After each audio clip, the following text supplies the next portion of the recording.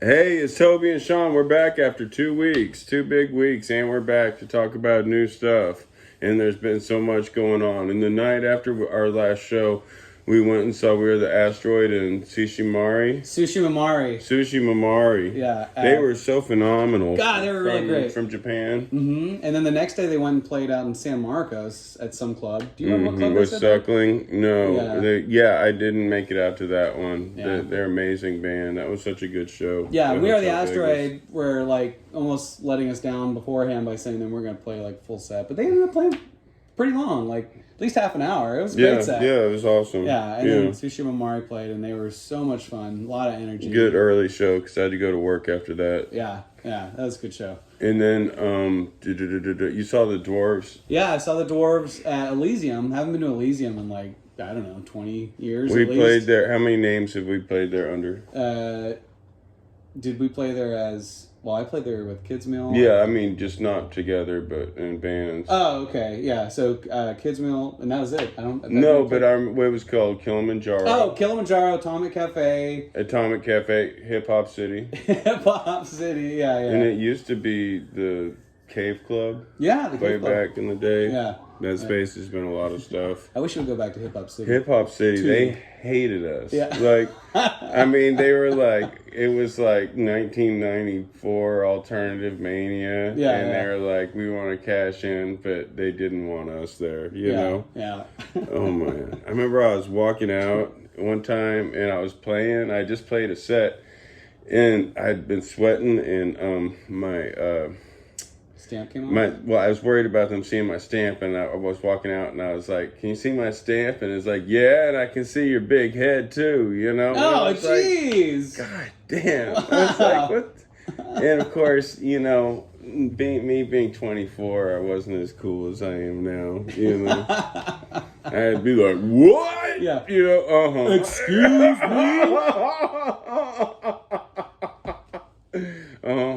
yeah. And then he put you in a headlock. I had a few drinks already. It was stupid. I mean, I wanted it to be cool, but it was not cool. Yeah. You know, but yeah, we didn't play. And then there were a few times. One time there was they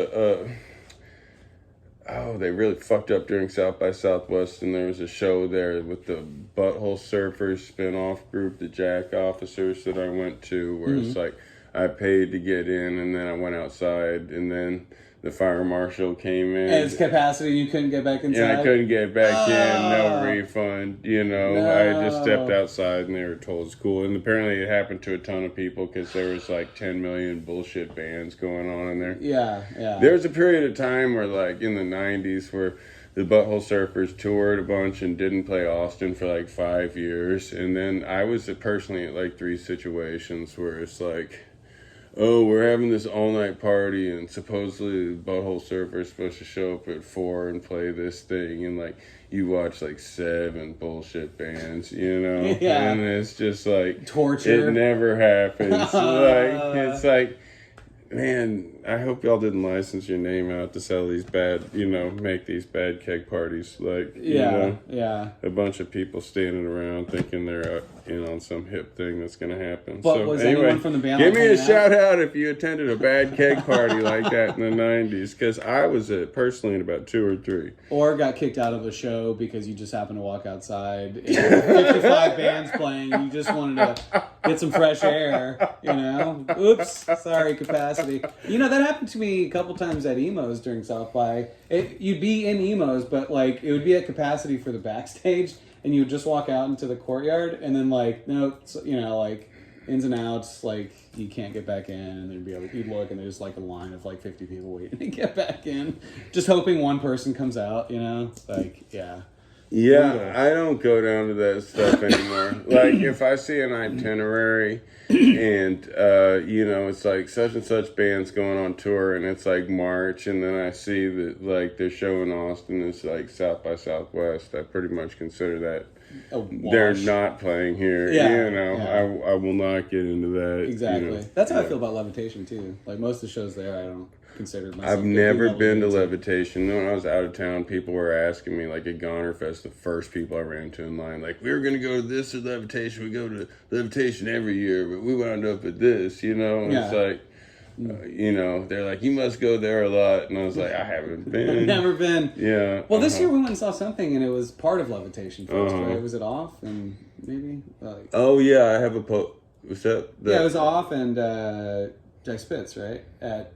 Oh, that was part of Levitation? Yeah. Okay, then I was there. Or at the Parish, yeah. Speaking of festivals, I was at this film festival, something film festival that I don't have the name right. But anyway, I saw the Red Cross documentary last Thursday, and I met the director, Andrew Reich. He gave me this sticker. He did a Q&A, and I asked him a question about, well, in the movie, there's a practice session with the original lineup. It was called The Detours with Greg Hetson and a drummer who doesn't seem like he's played since then, you know, who was still, you know, could do that beat and stuff, you know, but like, anyway, I was asking him how that came together and stuff, but he was a really cool dude. He used to be the head writer of, he had a TV show and it's called Friends. You might have heard of it. Wow. Yeah. He was the head writer. Are you kidding me? And then his favorite band was Red Cross. Huh. And as much as I hate the show Friends, I wouldn't hate it so much if it wasn't so wildly successful. I hadn't had to watch it like 10 million times. Well, did you ask him how he could write such horrible comedy but love such great bands at the same time? How's that even possible? Yeah. Well, I was like, there were two questions, and I wanted it to be cool because he had just made a really cool movie. And I was like, what the fuck is up with Friends? Go cry into your pile of money because that sucks. Yeah. My girlfriend made me watch that, and it was bullshit. Yeah. No, the Red Cross movie is awesome. Cool. It's called Born Innocent. Yeah. And he was very personable, Andrew Reich, very cool dude, and chatted me up afterwards. And I hope you don't write for any more TV shows. Yo, I hated that show. It was torture. And that theme song. Yeah. But thanks for putting this movie out. Who came up with that fountain shit? Because that is just... Yeah. Yo, what's up with Chandler? Yo, that one with Joey, where he's... That's crazy. Well, that's cool. Where was it at? It was the Austin Film Society. Oh, cool. And there are a lot of cool friends of mine there, and it was a great time. Nice. And I mean, the movie's 90 minutes long, so they had to at one point, because I looked ahead of time, so I had to go to work afterwards. And I was like, okay, how long is this thing? Because like the Sparks documentary was 2.5 hours, you know. And I've seen a few that were long. And I went to this, and he says 90 minutes. And then I'm watching it, and I realize I've been in there 45 minutes, and it's like 1984 in the movie. You know, it's like, he's going to have to race through some things coming up, you know. And, you know, what I was thinking about is, like, Red Cross has been through so many people. Like, just the fallout that I saw on social media when the Curious Mix of People came out, the book.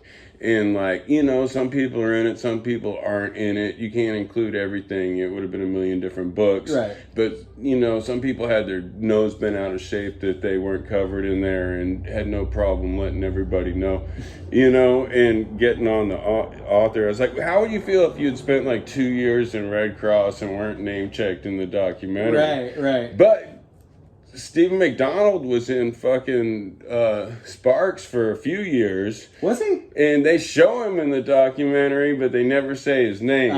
You know? Okay. And he did all those shows when they did, like, their 24 albums, like, night back to back in London. Like, he was in that band. Are you kidding me? He learned every single song of 24 albums? Jesus. I can't tell you that for sure, but I think so. Well, I guess you kind of have to. Yeah, I guess you have to. That's insane. Yeah, but so there's a thing, like, so the other guy who was asking a question is like, why didn't you cover, you know, Desperate Teenage Love Dolls? And he's like, well, that really wasn't Red Cross, that was just Stephen McDonald. And he's like, but, you know, he's like, when the DVD comes out, there's a whole part about that I had to leave out of the movie, you know, but because they have such an extensive history and there was so much footage, and it was a great movie, and you should look forward to seeing it whenever you have an opportunity to see it. But Andrew Reich, I had to write it down because I wouldn't remember it. Andrew Reich, very cool dude, actually. So there was some other event we went to. Oh yeah, you saw the Dwarves, and they were great. Dwarves, with Riverboat Gamblers. Riverboat Gamblers, and the Oxys. Yeah. At Elysium. Yeah, at Elysium. That's what we got It was a started good talking show. about. Atomic Cafe. But yeah, it's a good show. It was a lot of fun. I haven't been to a show there in a long time, but the Oxys were great. What do they like? What do they sound like? They sound like so the guitar player used to be in like Sylvain's band in like the 90s, early 2000s. Okay. Yeah, and then Every time I saw Sylvain, he had a pickup band together, like Chuck Berry style. Yeah. Yeah, we actually played with them. Consequently, a lot of people I know got to play with Sylvain. Which is pretty cool. Not a lot, but a few. But no, the Oxys were good. They were kind of like that old school, like 70s, like New York City rock and roll kind of pop punk vibe. And then Riverboat Gamblers absolutely tore it up again. This is the second time I've seen them where they've just been absolutely phenomenal. Those guys are just on point, hitting on all cylinders. That's awesome. And then this was the longest time anyone that I remember in the crowd ever seeing the Dwarves play. They're pretty polished these days and really settled down, obviously, and extremely settled down. The longest I've seen the Dwarves play is like 5 minutes at Main Event in 1993. Okay. You know what's crazy is I went like 15 years without seeing the Dwarves, and it's like I wasn't ready for friendly Blag, Yeah. Like, I was just like, it had been a while. I was like, oh, here comes Blag, hide. And it's like, now he's like having his picture taken with your baby, like, yeah. It's Blag, Yeah. hey guys, thanks for coming out, whatever. It's friendly Blag. It's hard to stay like that for a long time. I don't think you'd be alive if you're original still Blag. The original Dwarves I saw, like 1991, played in between. It's also the first time I saw Rockbusters. It was Rockbusters Dwarves Rollins band at Cannibal Club, and they were fucking scary. And, somehow, like, every junkie in Austin was, like, onto them, and this was the band they were waiting to see. And Blag came out wearing, like, a shirt and, like, a stocking. Yeah. With this everything hanging out, and was like no shoes protected, and was like kept like jumping out in the pit and stuff, and you were like, I'm getting the fuck out of the way. Yeah. This guy is so scary. Yeah, this guy's out of his mind. He's so not scary now. Yeah. But how are you gonna like? How are you gonna live? How are you gonna live? You can be G.G. Allen, and G.G. Allen took it to the limit. That guy's dead. And he's dead, and he died when he was like 30. So I think Vlad came to the realization that if I don't turn into friendly Blag, that I'm gonna die. Dude, Joe Queer is also very friendly now. Yeah. Where his persona forever was just like, I'm asshole. punk rock asshole. Yeah. And now he's like, drop by the merch table. I'm gonna get pictures with everybody. Every single one of you, come talk to me. I'll be there all night. Yeah. I feel like a lot of these, that's cool. They're Take just pictures with your grateful to babies, still too. be doing it, and Sure. it's awesome. Yeah. Yeah. I like to see people age gracefully. I'm not trying to fucking bitch about it. No, not at all. And so it is different. It's a completely different vibe. But yeah, that was that show. And I still think Riverboat Gamblers were way better than the entire, everyone else. They were the band of the night. Yeah, they were the band of the night. That's awesome. But Dwarves still sounded good. And when they ended. There was no encore or anything. Okay, so did what they play from like Blood, Guts, and Pee, or the first 3 albums? They did Free Cocaine. They did. They did Everyone's Girl from the later records. They play a ton of stuff from the Dwarves Are Young and Good Looking, because I guess that sold way more than anything else. Yeah. But they did do Free Cocaine. They did. Backseat of My Car. So. Oh, okay. So they did Dairy Queen. They did that one. Mm-hmm. Okay. And it started off. They did it in succession too, kind of. So they cool. worked their way from Blood, Guts, and Pussy and the old stuff, and then into the later things. So. That was the tour that was with the Rollins band. They had just put that out, and that was the hot album. Yeah. All right, cool. Well, we got some stuff today from 15 minutes across the United States. We got stuff from Austin. Before we even get to that, I gotta plug my shit, because the vinyl of the Yardwork just came out, and check this out. I haven't put it in any stores. You have to come see us to get it, or fucking hassle us on the Bandcamp, but it's on a swirl bubblegum swirl pink and white vinyl. And Swirl, pink and white we got vinyl. 12 songs, and it sounds way better on the record than it does on digital or CD. Are you ready to put me on the spot? Ask me to review Oh it? yeah, so yeah. This is the record of the year. Oh yeah. This is definitely my top one. Yeah. Yeah. This will be, yes, this is it. Get this. Go see Yardwork. David's Yardwork artwork. Yeah, we're playing December 23rd at the Chess Club, and I don't know who's on the bill yet, even though it's 2 weeks off. It's definitely us, though. Yes. Yeah. Go check out Yardwork. Get their record. So I'm really exclusively stoked about available at each show. Yeah, $20. Awesome. Yeah. So I'm stoked about that. And so now we're going to get to other records. And let's see. Should we do the death metal stuff or the more punk rock stuff? Let's just go to the death metal first. Yeah, let's do okay? death metal first. So we got 2 hot death metal releases. We have Suffocation and Autopsy. Man, both of these bands have a shit ton of albums. How many, Sean? Do you know? Fucking Suffocation this is their 9th studio record on top of having 6 live records, I think. Damn. And this is Autopsy's also their 9th studio album. So 18 records between these veteran bands. Oh, okay. How many for Autopsy? 9. This is their 9th studio. Okay, man, the last few Autopsy, because they put out one last year that I thought was like pure fire, you know? Yeah, Morbidity Triumphant. That's what we did last year. Yeah, so good. And then last year, the live Suffocation album got my album of the year. Now, there's no way this can compete with that. Right. Because that was like a greatest hits back to back to back to back to back. Yeah. And this is awesome. And I'm going to say with both of these bands, I feel like you get exactly what you want with both these releases. Yes. And I feel they're almost interchangeable with stuff off their last album or the album before that or their whole catalog almost. Right. You know? Like, it's just like, man, you got a taste for it and they're going to give it to you. Yeah, you know? mean, you're exactly right. If you like Morbidity Triumphant, like, you're going to love this new Autopsy. I think they're a little... This is the Autopsy. I think the new Autopsy strays... They go into some They do uncharted some waters different stuff, but Okay. I like it. I really like it. Okay, let's talk about this one first. Okay. I was listening to it a lot. You got, let me see. Do you have any favorite songs on this one? Yes. Okay, let me look. Okay. I have a few You got a few on this one? Yeah.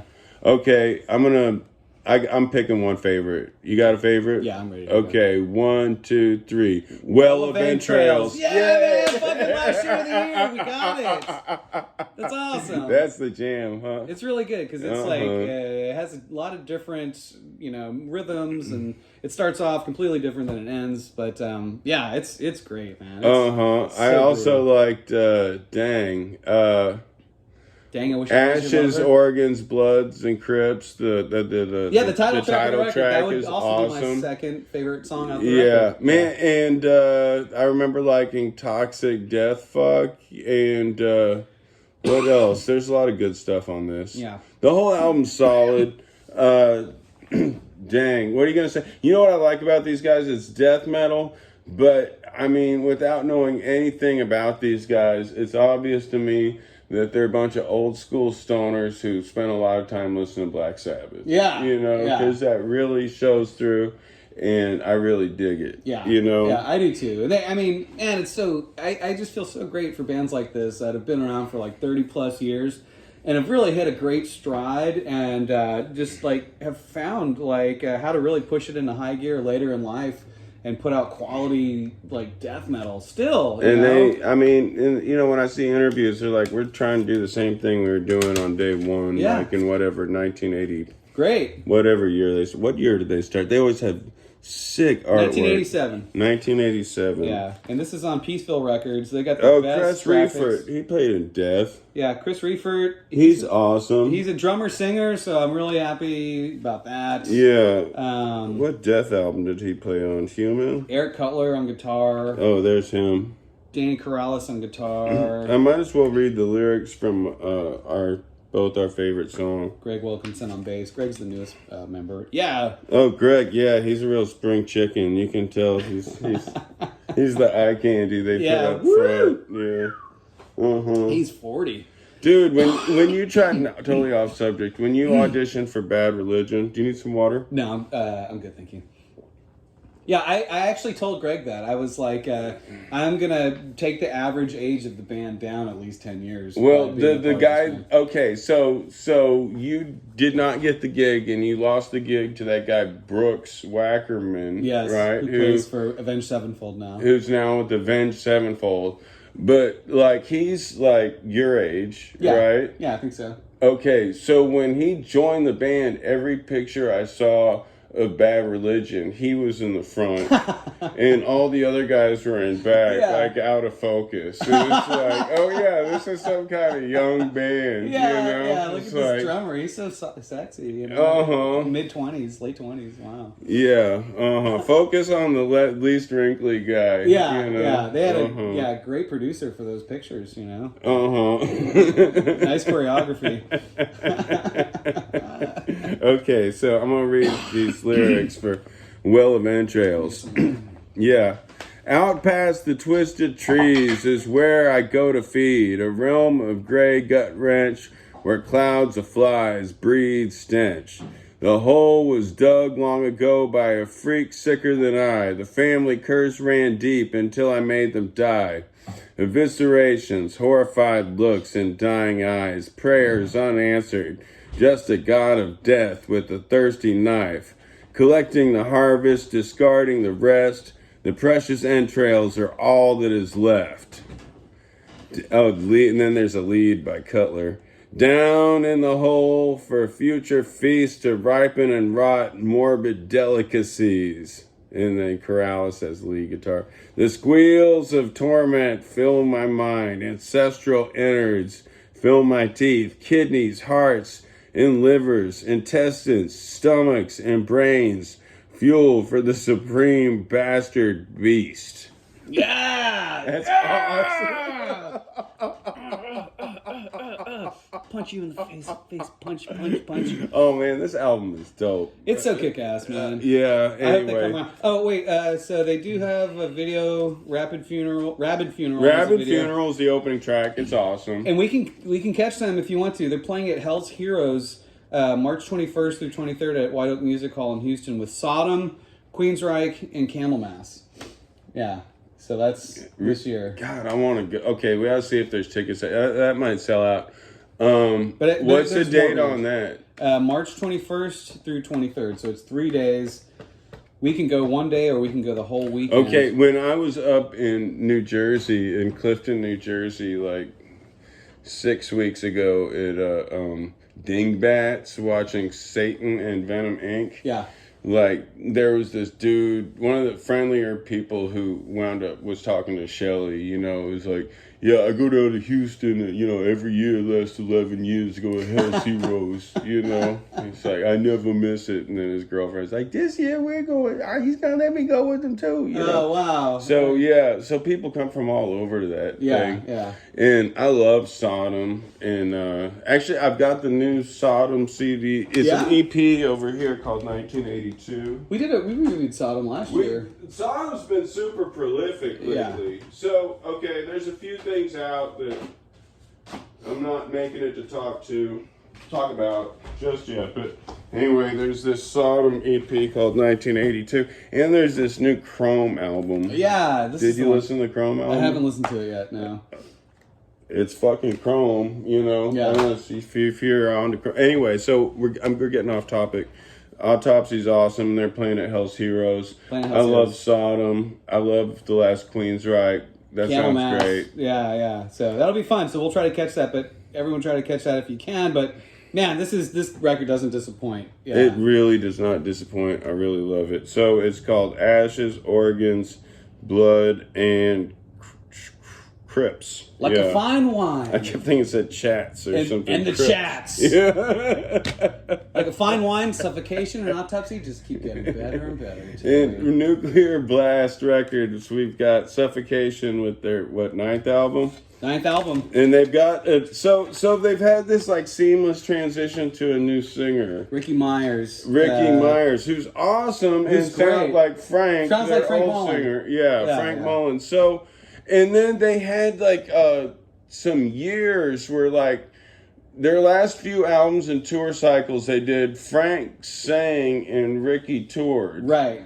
Right? And so now, starting as of this cycle, Ricky is singing and touring. Right, exactly. Yeah. And somehow it's been a very seamless transition, in my eyes, and probably with the rest of the fans, as much as like Frank Mullen is a just beloved personality in death metal,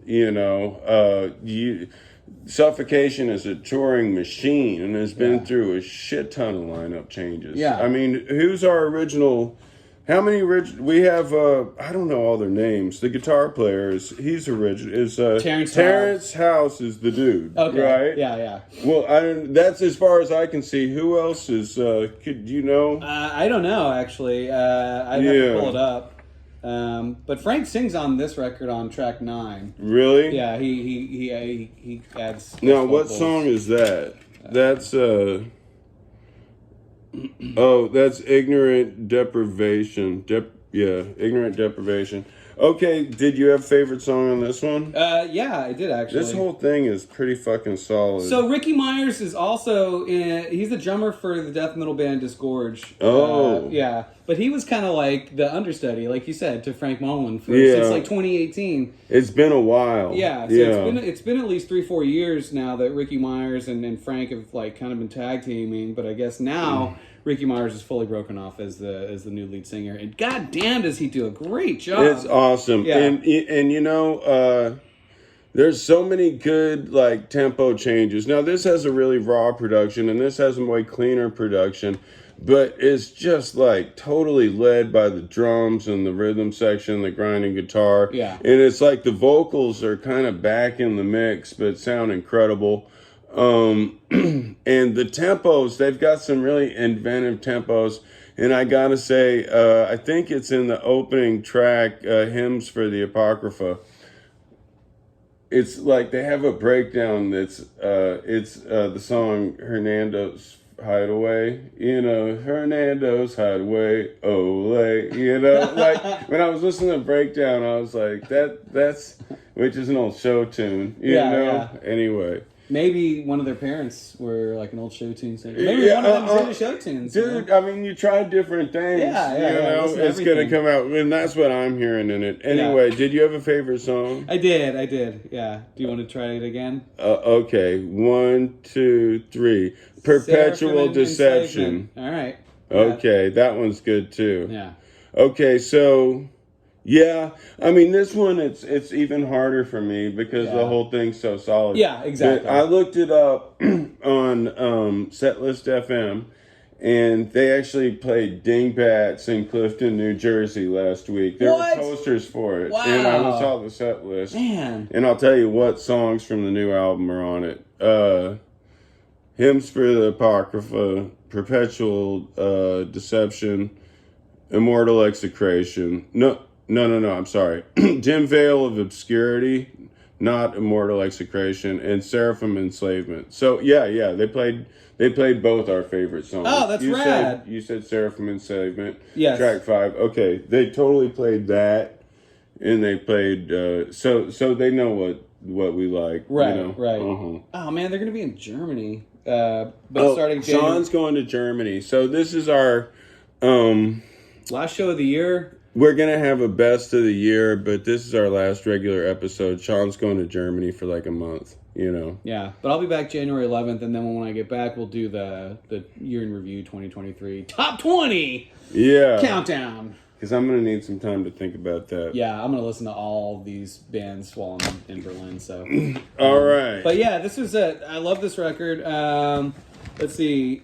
If anyone doesn't know, like Effigy for the Forgotten in 1991 was kind of like the blueprint for a lot of death metal bands coming up in the early 90s. Okay, so Suffocation was on the ground floor of the whole American death metal movement, and with the whole like slot of New York area bands, Incantation, Immolation, and then they broke up for a while, and they came back. And I got to be honest, I didn't listen to a whole lot of death metal in the 90s, but I got hip to Suffocation when they got back together. Yeah. You know, and I think the first thing they did was a self-titled album just called Suffocation, and that would have been what, like 2005 or something like that. Yeah. They've now been together back and Almost been 20 more years ago. prolific than they were the first time around. Right. And I mean, just the same. They came back and hadn't lost anything, as far as I can see. Right. There's probably some old school death metal fan that's gonna call me a poser and say that like the old stuff was the only good stuff. I don't know if I can read any lyrics from this because the print is too tiny. They are too tiny. Yeah. I guess they think that all their fans have very young eyes. I really like this song Descendants too. Is that what it's called? Descendants? Yeah, Descendants. Yeah, Descendants. That was a good song. Yeah, it goes like this. With the proud, the few, Descendants. No, it's great. Immortal execration. Let's see. This flesh which we've created, endowed with hatred and wisdom, seated with imperfections, bestowed with sorrow and anguish. Let their days be filled with the visions of suicidal thoughts, easing the pain, self-inflicting wounds sadistically. Let us swear an oath not to say those longing for death. Observe as they mutilate the flesh. There will be no salvation nor mercy shall be granted for these deeds that have been forbidden. Immortal execration. Yes. Let them bleed, condemning their souls to wither away in the void of darkness. Suffer. This is what I heard you praying for, to leave the world behind where the pain is unbearable and your cities go unnoticed. And the scars of your wretched flesh, incisions made with the dull blade, you must cut deeper to achieve death. Cut deeper. It would be a bleeding if you would end your life. A blessing. It would be a blessing. See, it's getting into the darker part, so I can't even read that down there. It's too much. It's getting so obscure. Utterly devoted. I can't read that anymore. Anyway, you can tell it's sick as fuck. Yeah, right? dude, those lyrics will make you want to puke if you keep reading them. Man, so since we did Autopsy, a little bit of trivia here. Yeah. So the founding bass player, John Barone, was replaced by Chris Richards, who eventually left to join And Suffocation? Autopsy. The Suffocation bass player. Yes.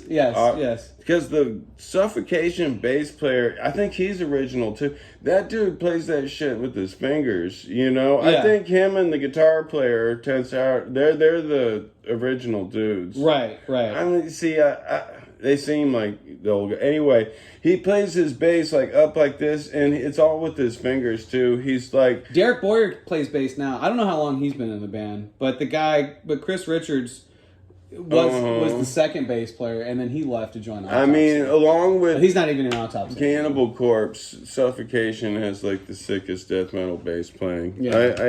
I mean, I don't...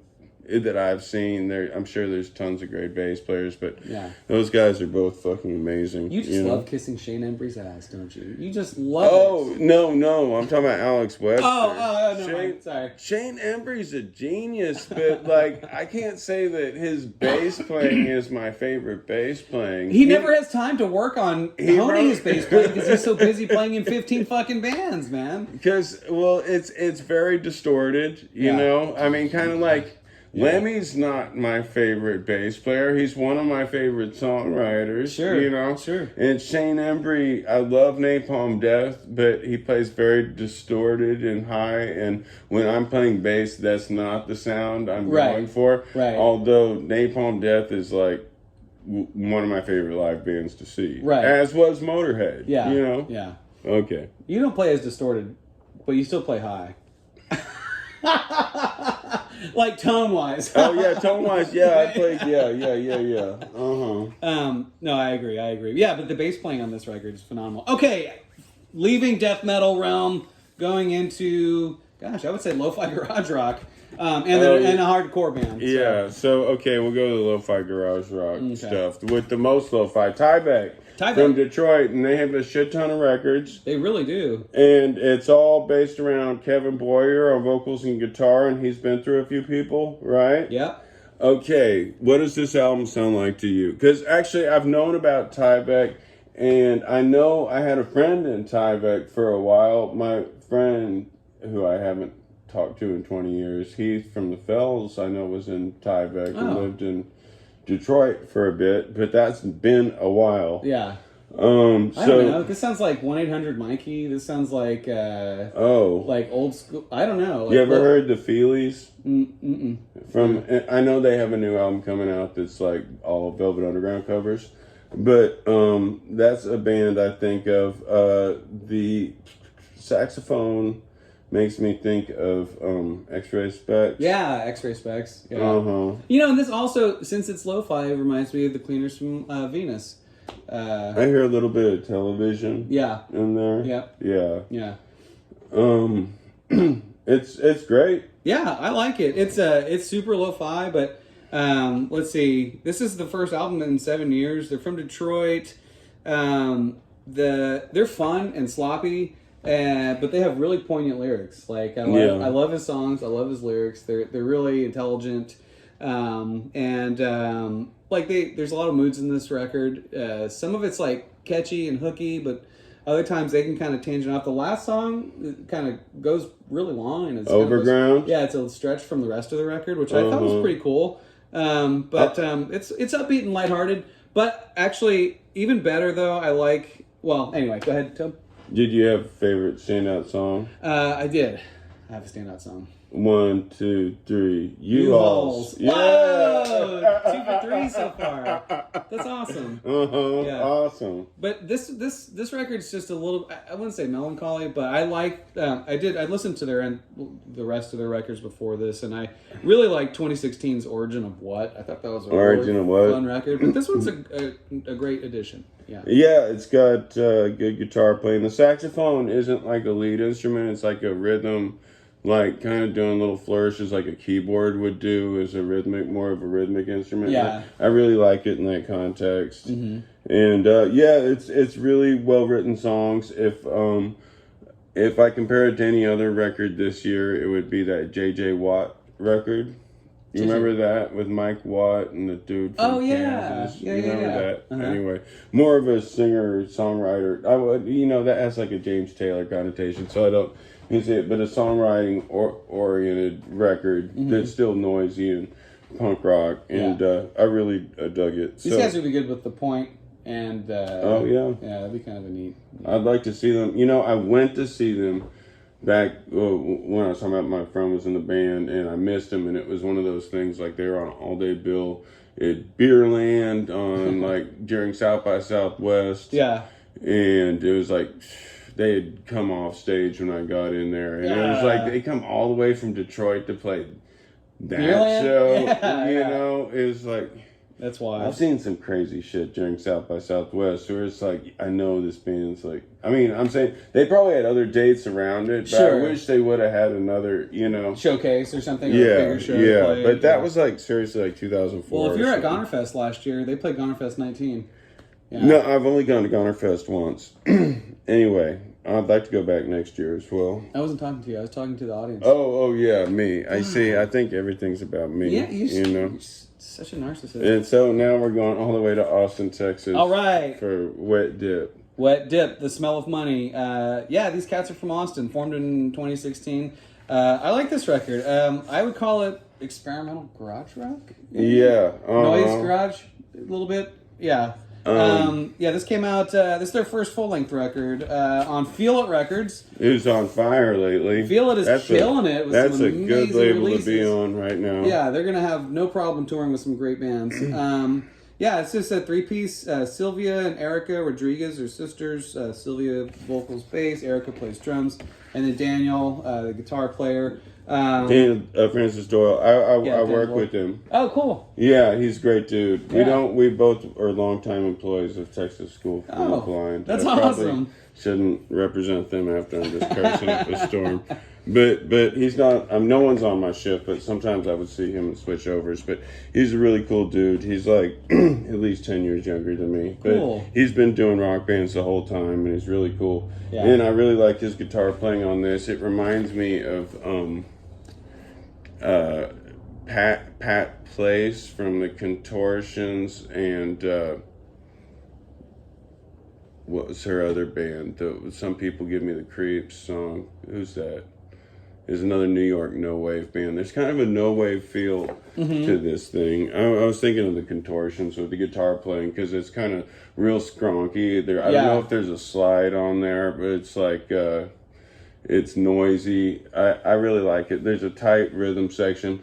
The singing, is it the bass player singing? Yeah, Sylvia sings. Mm-hmm. Okay, it's deadpan. It reminds me of like Flying Lizards. You remember their yeah, so like their cover of Money is probably their most famous song. Okay. The German band Flying Lizards. I don't know if I know them. Yeah.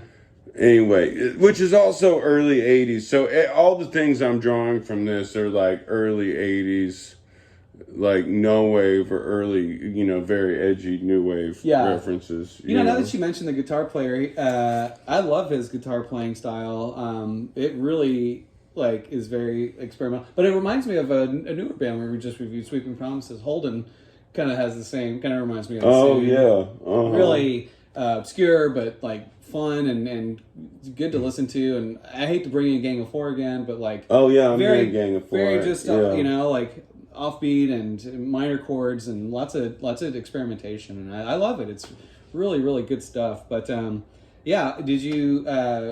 Have you seen these guys? I can't believe I've never... No, I haven't seen them. I haven't either. I don't even... I can remember seeing them listed before. But I'll check them out now. And if you guys want to check them out, they're playing... We can go see them on Friday, January 26th at the Parish with Black Eyes and Walter Damage. So wow. Okay, that's cool. Show. But man, this is good fun stuff. Yeah, I like it a lot. I'm stoked that I want to play a show with them, with my band. Yeah. I would say experimental noise rock meets garage rock, but I like Sylvia's singing. She sings in Spanish in some songs. She sings in English in other songs. But there's a Pixies cover. Yeah. Silver. Yeah, but I like half the album's in Spanish. Yeah. Yeah. Yeah. It's awesome. It's I'm digging it. I'm excited for these guys. It's a good record. It's another record where I was like.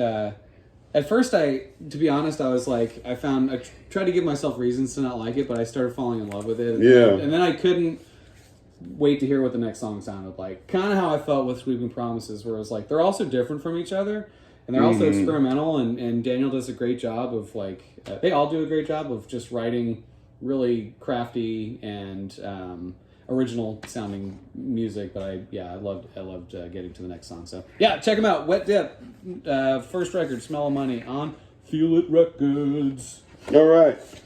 Now this takes us all the way to Phoenix. I'm going to Phoenix in January. Are you? Like around the time you get back. I'm going to visit my sister. Oh, cool. And I played there with the Motards. We played at East Side Records, and it's at Tempe, which is right outside Phoenix. But then we started playing Tucson more, so I haven't been to Phoenix in a while. Yeah. Just at the time, it was too many freeways for me. It took me a while to warm up to LA for the same reason. Because I'm from Houston, which is just sprawling freewayness, and sprawling freewayness. That's all it is. It really is. Yeah. And it's like when I go someplace that reminded me of that. Yeah. I didn't want any part of it, But I'm cool. I'm going to be going to Phoenix more.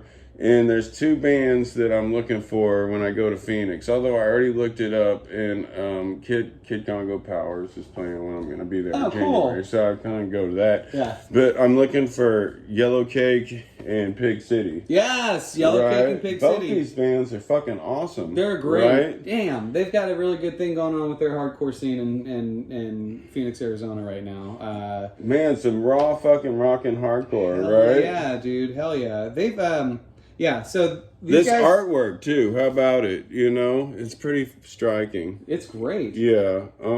It reminds me of old skate, from the 80s, like old skateboard graphics for some reason. what is it, Santa Cruz skateboards, or not Zorlak. There was another one, but anyway. But Toby, these guys started in 2019. Hardcore punk. I would say power violence maybe at some time. It's crusty rock. Crust, power violence, hardcore punk. This is on To Live a Lie Records. This is their second full length. But man, Tobe. It's on 45. So both this and the Wet Dip are kind of EPs. Yeah. But man. That's awesome. Yeah, now this is gonna give me a headache to try to read to you, but fortunately the songs are not that long. Everything's like a minute long. This is such a raw rockin' record. Yeah. I love it. This just makes me excited about punk rock and hardcore, you know. Yeah, me too. It's got a crusty soul vibe to it, but they've got some really great live footage on YouTube. How'd we hear about this one? I think I just happened upon it. Like, I was really? like, yeah, I think he'd sent me to the Noble didn't tell you about this one? No, it was us. Huh? No, I think I Big found City? Yeah, I finally found something. I contributed to this record review show, finally. So, dude. Anyway.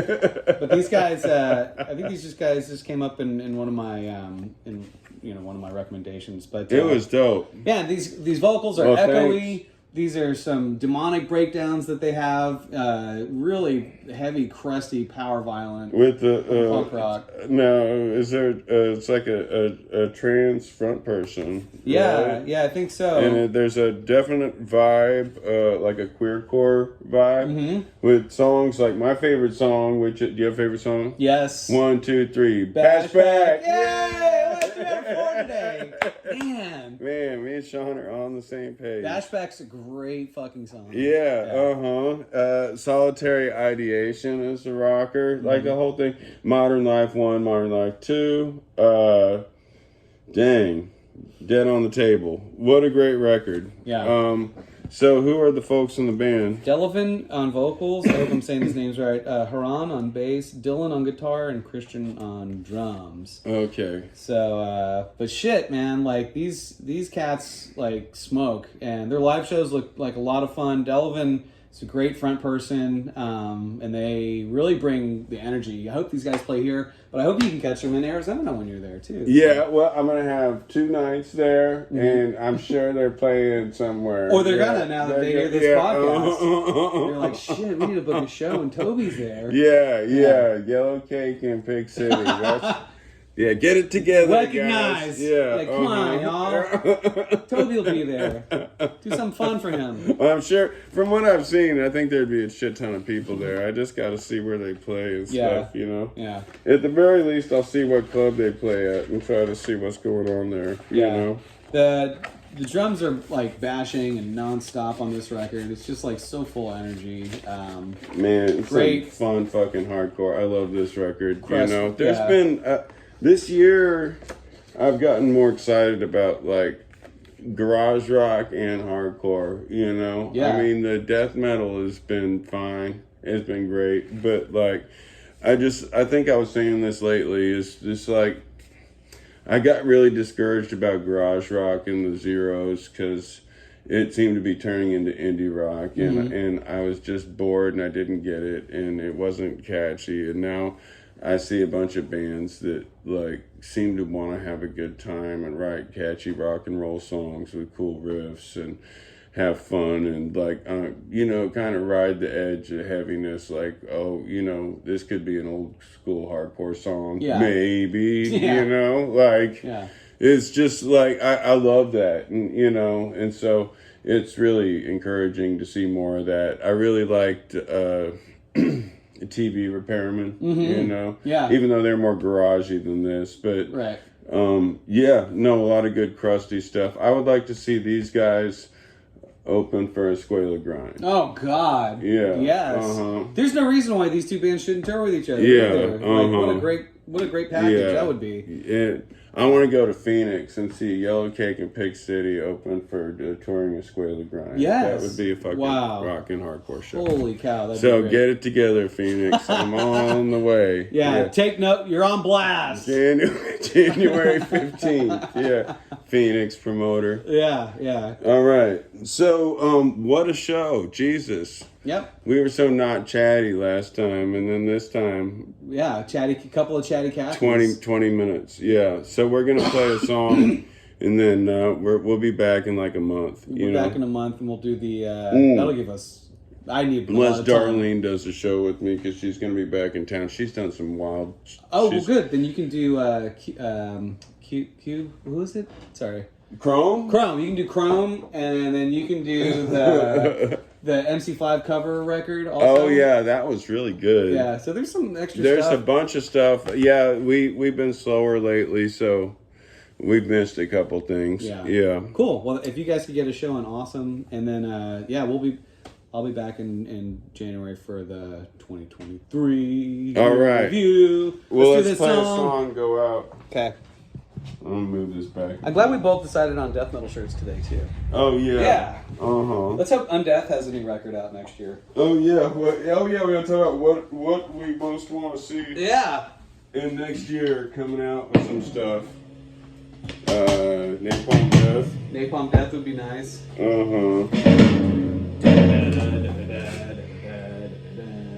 All right. There's been a lot of YouTube controversy and off YouTube, so this song's about that.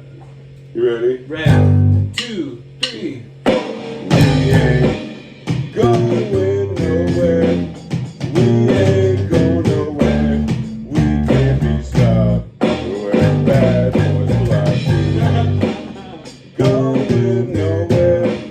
We ain't going nowhere. We can't be stopped. We're bad boys fly. All right. There you go. See you next time. Thank you.